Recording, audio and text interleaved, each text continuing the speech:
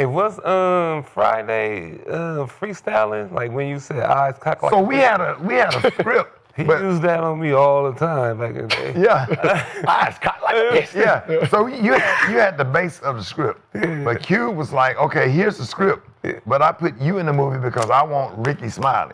Whatever, you know, put some Rickey Smiley on this script right here. So you know, you adding the jokes, Mississippi Pimp, bitch better have my sweet potato. That's a joke you use on stage or whatever. So you just added the little jokes or whatever during the Santa Claus robbery or what have you. So, but they want you. Ice Cube want your aura. I mean your vibe to be on top of the script. So you add whatever you want to add as long as everybody's lines is not talking over each other. Yeah, that's how that works. Okay. Yeah, what was the whole thing about what Katt was saying about the role, about being last to beat? I auditioned for that. I'm glad that I'm just glad to be in the movie. But when I went out there and auditioned for Friday After Next, I auditioned for Mighty Mike. That's what I went out there and read for. It's on tape. Right. Mm-hmm. Ice Cube came on and said, yes, Rickey Smiley's telling the truth. This is what he auditioned for, but we decided that this role would be better for him, the Santa Claus.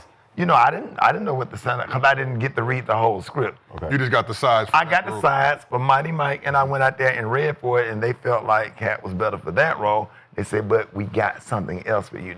You're not a good fit for this because he's better for that part, but we got this for you, and it worked out perfectly. They was absolutely correct because I just think that my role as a Santa Claus, being skinny at the time, still skinny, but I was super like crackhead and could still run. That's the medium. That right was funny. Yeah. So that's how I end up getting that role. They said, no, we have another role called Santa Claus, and you're gonna be robbing it. And so once they told me about it, and we started shooting, and I kind of really got into the role or whatever, it made sense, and it worked out perfectly. I'm glad that I did have that role. Because it was simple. It wasn't that many lines. It was physical. Most of the time they had a stunt double. So, but that was really hard. Yeah. Is there another Friday coming? Huh? Another Friday coming? It is. I don't think that they. We had Cube on the radio show about 3 weeks ago. I think him and DJ Pooh is writing the script. Shout out DJ Pooh. Yeah, shout out to DJ Pooh. And I'm grateful to Cube for the opportunity because, you know, he put me and Mike Epps, you know, in movies. Because I was really in, what's the movie with Ice Cube and Mike Epps in Miami on the beach? All About the Benjamins. All About the Benjamins. All About the Benjamins. I was in that, but my role was but they rewrote the last part of the movie. And so I ended up on the DVD on the deleted scene. With Ice Cube and I fighting on the beach. Oh, shit. Yeah. Still get a check. Paid. Okay. And it was a great experience. He said, I got something else for you, and then Friday After Next came. You know, it's so funny since I grew up on comedy. Like that's like that was my thing, right? Like that was my safe haven, just comedy. That's what my style is now. Like all pain, I just try to turn it into comedy. So I grew up watching, all BET, just staying up. So when I heard Katt say it, and I was like, and then I heard you, I was like, oh, they're both right. Yeah. Because if you auditioned and he auditioned last, how would he know who auditioned before him? Right. Right? And then he said that role was meant for me. It actually ended up, yes, you're right. Because when a role fits the person. Right. So he auditioned for it, and we're like, okay, we like you at this role. Mm-hmm.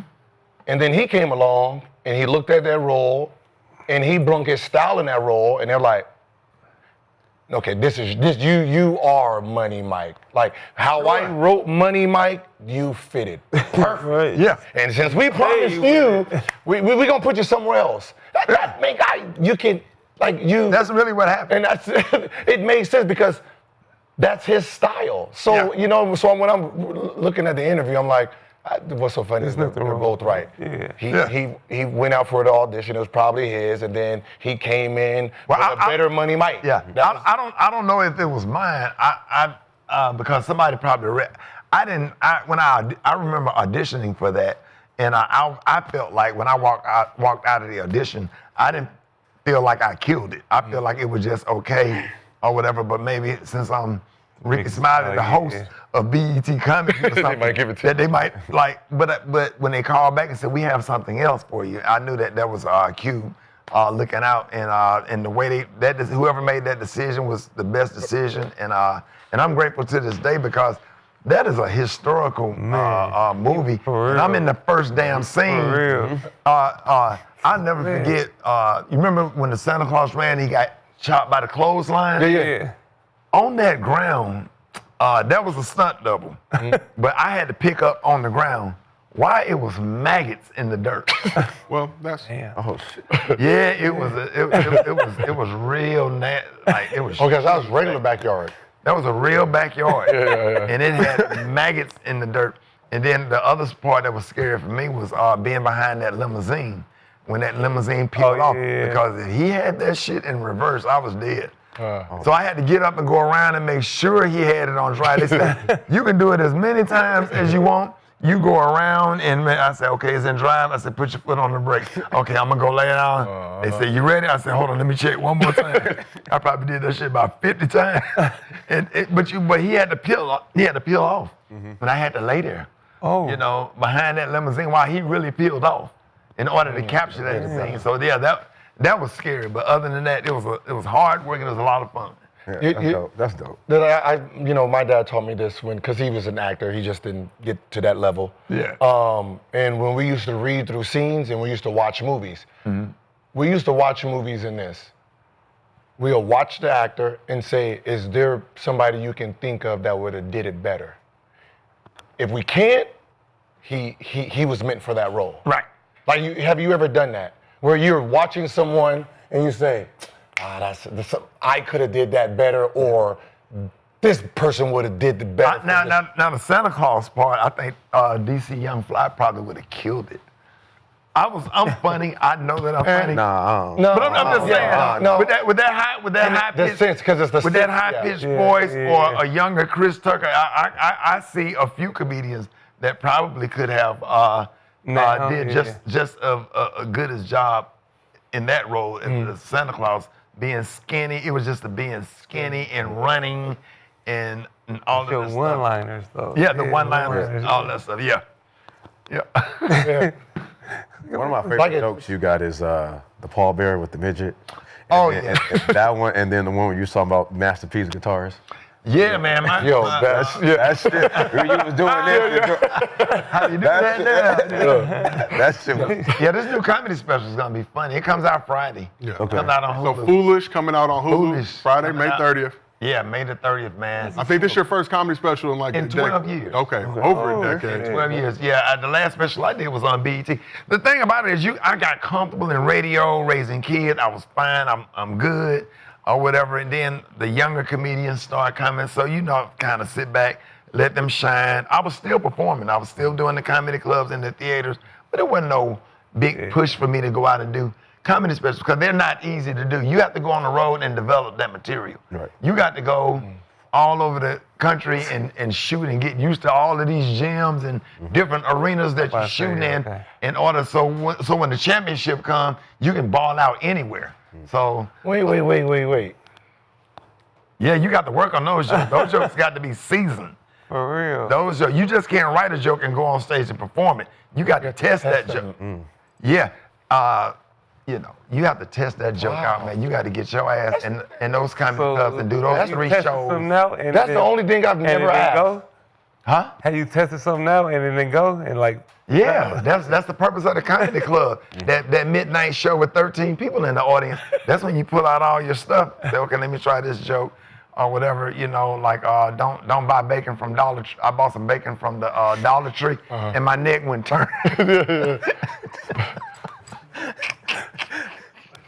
See how it just come out of nowhere? Yeah, you just Dollar Tree. yeah, my neck went turn, all that shit, man.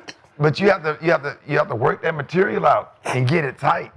And sometimes, man, you can't sit up and write a joke. Sometimes testing out on stage, you end up saying something to add to the joke that you never would have thought of if you were just sitting at home at your kitchen table writing the joke. You got to go out there and test that joke. Is that okay? Is that harder to do today because of camera phones, or because you guys probably tell It is people harder. because if you're trying to work on your jokes and they're recording like this nigga ain't funny, like that kind of. Yeah, you be skeptical about doing the joke and say, I want to save it, because if you're getting ready to shoot a special, man, you got to make sure ain't nobody in there. Yeah. Be one person on Facebook Live and they got 2 followers. Yeah. And they filmed the whole show and got the whole area lit up. Yeah. Get on my nerves. So Ricky, we know you got a flight to catch right now. Yeah. So we want to go ahead and. Oh, is that what time? It's already. It's Oh, time to damn. do it. Yeah.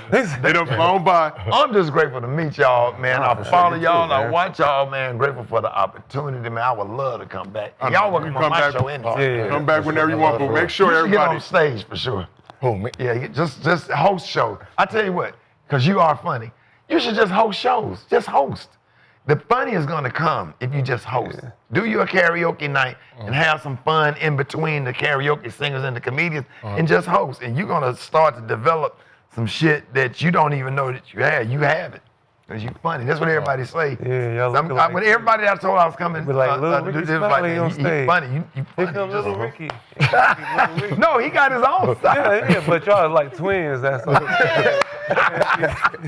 Ladies and gentlemen, Rickey Smiley. Make sure you check out Foolish, premiering on Hulu. His new comedy special Friday, May Friday? 30th. This Friday. Yeah. This Friday, not the Friday Yes, after. sir. This Friday, Jeez. right here. Saying We'll put it on the link in Gil's Battle We'll Mode. put it on the We'll put it on show. the link in Battle Thank on you, Battle man. Mode. Appreciate you pulling up. Make sure you have a safe flight back Yes, and sir. come back through whenever you want. Love y'all, man. Appreciate Yeah, y'all. appreciate it. Love the radio show, man. Legend. Yeah. The prank call and all of it, man. hey. I was like, that should be funny. You wait till you see this one now. I got down on this one.